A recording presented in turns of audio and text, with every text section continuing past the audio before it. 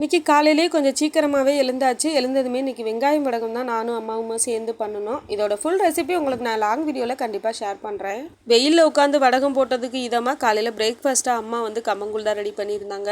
அம்மா வீட்டில் washing machine சடனாக ரிப்பேர் ஆகிடுச்சு. அதனால துணி நிறையா இருந்தனால இன்னைக்கு கையிலே வாஷ் பண்ணி போட்டு துணி துவைக்கிற வேலை இருந்தனால காலையில் கம்மங்கூழ், மதியானம் சுண்டல் புளிக்குழம்பு தான் வச்சுருந்தேன். இந்த வேலையெல்லாம் சிம்பிளாக பார்த்துட்டா தான் துணி துவைக்கிறதுக்கு ஈஸியாக இருக்கும். லஞ்சு சுண்டல் புளிக்குழம்பு வச்சு ஆம்லேட் தான் இன்னைக்கு ரெடி பண்ணியிருந்தேன். ஈவினிங் ஸ்நாக்ஸாக ஏதாவது பண்ணலான்னு பார்க்கும்போது பஜ்ஜி மாவு கொஞ்சமாக இருந்தது. அது அம்மா சித்ரா பௌர்ணமிக்கு ரெடிமேடாக கடையில் வாங்கி வீட்டில் பலகாரம் பண்ணியிருந்தாங்க. அதில் கொஞ்சம் மீதம் இருந்தது. அதவே இன்னைக்கு ஆளுக்கு 2 பஜ்ஜியாக போட்டு கொடுத்து பஜ்ஜி போட்ட கையோட டீயுமே போட்டுட்டேன். ஒரு பாக்ஸில் போட்டு அம்மா அப்பா 2 பேருக்குமே கடைக்கு கொடுத்து அனுப்பிச்சிட்டேன். இந்த மாதிரி மீத மாவு இருக்கிறத நம்ம காலி பண்ணோன்னா தான் அம்மா வந்து இப்படிலாம் போட்டு சாப்பிட்றதுக்குலாம் உங்களுக்கு டைம் இருக்காது. அம்மா அப்பா 2 பேருக்கும் டீயும் வடையும் கடைக்கு கொடுத்து அனுப்பிச்சிட்டு நாங்கள் மாடியில் போய் எடுத்துகிட்டு போய் சாப்பிட்டுட்டு இருந்தோம். லக்ஷ்மி குட்டிக்கு மதியானம் ஆம்லேட் கொடுக்கல. அதனால ஈவினிங் போல் சின்ன வெங்காயம் போட்டு ஆம்லேட் தான் ஊற்றி அவளுக்கு ஸ்நாக்ஸாக கொடுத்துட்டேன்.